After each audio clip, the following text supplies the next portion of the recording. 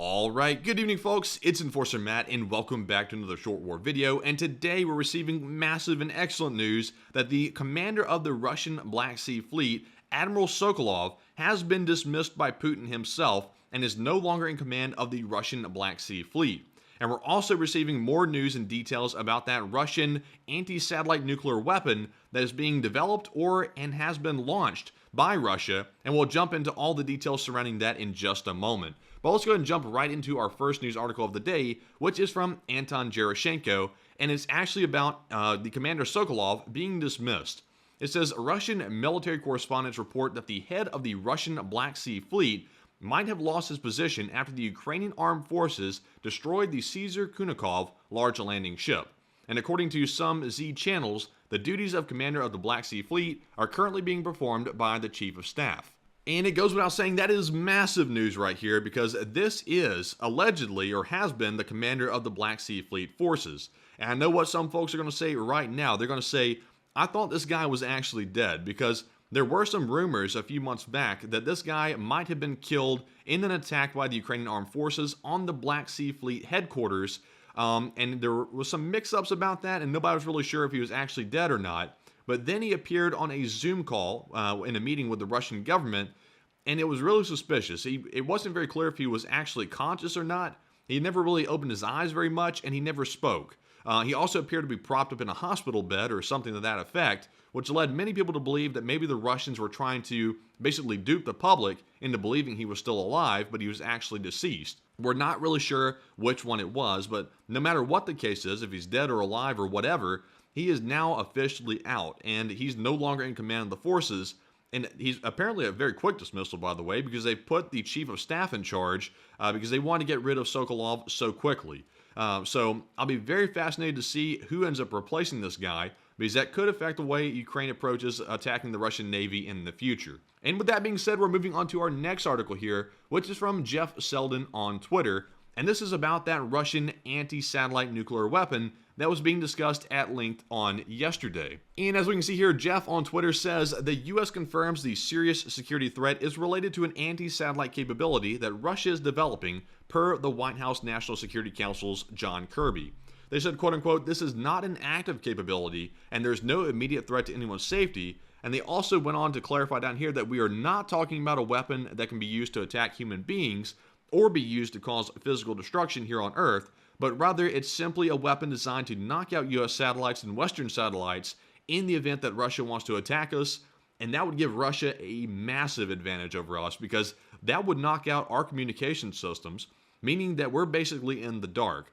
We do have alternative means to communicate with our forces, but most of our methods are through satellite, and this would greatly hinder that ability. So this is something the U.S. must address very quickly, because if Russia does successfully develop this satellite, which it appears they might be nearing completion of it, if they get this thing launched, we are in foul shape, to say the least. So I think this might start some kind of new Cold War space race, but then again, we'll have to wait and see if this actually turns out to be that big of a deal. But nonetheless, we're jumping into our next post here, which goes to Nexta on Twitter, and this is about the Avdiivka situation with the Ukrainian military. And it says here, the Ukrainian military has started a partial withdrawal of troops from Avdiivka, reports the Washington Post, citing Ukrainian military officials. And the newspaper believes that the loss of Avdiivka was a matter of time. And according to them, the last Ukrainian stronghold in the city is likely to be destroyed, which will be the coke plant. And they said if Avdiivka is captured, the occupiers will have the most significant victory on the battlefield after the failure of the Ukrainian counteroffensive in 2023. And they say here, this is Nexta speaking, it should be noted that the information has not been officially confirmed as of yet. And first off, I gotta sort of clarify something here. I do not agree with this assertion by the Washington Post that the Ukrainian counteroffensive was a complete failure. It did not meet up to the expectations that many people expected it would, and I will agree with that, but I would not classify it as a complete failure. That to me seems a bit disgraceful to say that, because they fought very hard and they did push the Russians back, just not as far as they'd expected when they started. So I got to disagree with them on that. And also here, I got to say that if it is true that Ukraine is starting a partial withdrawal of troops from Avdiivka, that means the situation has gone a little bit more south for the Ukrainian military, And, under the circumstances, I think that's the best thing they can do. It's better to mitigate losses now than to basically try to go down with the ship and make a symbolic political statement by remaining in Avdiivka. In my opinion, that mistake was made in Bakhmut before, and I think the Ukrainians are keen to avoid that again. So they might be going ahead and doing this to avoid that situation reoccurring, which would be a wise decision in my opinion. But nonetheless, we're moving on to our next post here, which goes to Flash News Ukraine. And it says here, NATO is creating a center for training and exchange of experience with the Ukrainian military in Poland, and this was stated by the Secretary General of the Alliance, Jens Stoltenberg. And the center will allow Ukrainian soldiers to train alongside the troops of NATO countries and improve their own qualifications. So one thing we have known and we've learned in the past is that the new general of the Ukrainian Armed Forces is very keen on improving the training and the experience of the Armed Forces of Ukraine, and it looks like he's putting that goal into motion as we speak. So he is jumping on that one pretty quickly, and I'm glad to see it because some people were sort of having some concerns that the new general is actually going to be that effective in the short term. So it looks like that goal is being put into motion, which is a good sign. And with that being said, we're moving on to our next post here, which goes to Null Reports on Twitter. And we've got another case of lucky strikes inside of Russia. We have another explosion that happened there in Russia, and it is a big one. This explosion actually reportedly occurred in Bielsk in Russia at the Altai FSC, which is a federal research center, which is a Russian military-industrial complex. And allegedly, this enterprise conducts scientific research and also manufactures military products as well. And let's go ahead and watch this video and see exactly what happened here, because it was a pretty big explosion indeed. So we're waiting for the video to load here. We're getting a little bit of suspense building. Let's see if we can get this video to actually come up.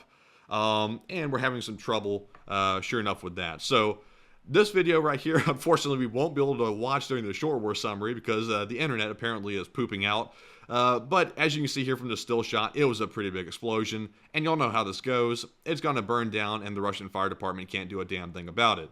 But moving on to our next post here, we have one from Flash News Ukraine. And this is about some tensions rising in between Ukraine and also Poland over the grain crisis, basically. I'm going to call it a crisis at this point. The Ukrainian truck carriers have started a protest in response to the strike of Polish farmers who set up a blockade on the border with Ukraine, and protesters plan to stop Polish truck drivers who are bypassing the joint queue at the Dorohusk checkpoint from the Polish side. And it says, quote unquote here, they, the Polish transporters, will stand here with us on their cars until our Ukrainian transporters from their side start driving. This to me is a bad move by the Ukrainians because they're about to piss off Poland. I'm going to be very direct about that. The Ukrainians are placing this grain situation above all else. And the Polish have been instrumental in providing aid to Ukraine and helping them win this war. And it's not wise to piss them off. They should really turn a blind eye to the situation. The grain sales aren't that big of a deal. I mean, they're serious, but it's not that big of a deal to basically ruin the relationship between the two countries.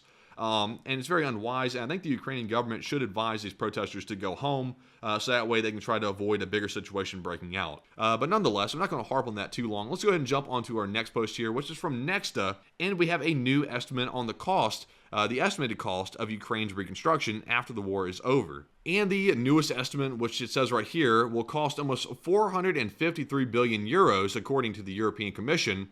That is almost €500 billion. That is a massive amount of money. But honestly, I think it could be worse. And unfortunately, that estimate will go up again before the war is over because unfortunately, the damage is not yet done. The Russians are still bombing the hell out of civilian areas, not only military targets, but also the civilian areas, which is a war crime. I can't express that enough. Russia is a state of war crimes at this point. They commit them all the time. And now they've caused over or approximately $500 billion in damage to Ukraine. So not good at all. But moving on to our next post here. This is our last post. It is from the Kyiv Post. And I think I said the word post enough times there to get the message across. It says here, a group of allies is planning to join forces and deliver 1 million drones to Ukraine. And additionally, 20 NATO allies have also agreed to form a coalition for demining Ukraine, says the NATO Secretary Jens Stoltenberg at a briefing. So not only is Ukraine developing their own drones and starting to manufacture their own stuff, they are now getting even more help from the West with this 1 million drone shipment to their country, which is a very big deal. And I'm glad to see that the drone capabilities are expanding, because that is one of the key ways that Ukraine keeps pushing forward on the front line and pushing the Russians out and also destroying the invaders. So I'm very glad to hear that, and it's once again a testament to Ukraine's commitment to the new drone style of warfare, which the West is taking a lot of tips from. So with that is going to be all for today's video. I hope you found this video informative. And if you would, go ahead and press that like button and also hit that subscribe button as well, because that greatly helps the channel out. And we just reached 160,000 subscribers again, so a huge shout out to all of you for that. That is a massive achievement indeed, and it's all thanks to the LSA. And also, if you want to help us keep running financially, you can go to our Patreon page. The link is in the description below, and you can support us over there. That keeps the operation running, and it does mean a lot as well. So, once again, thank you all for watching, and bye-bye for now.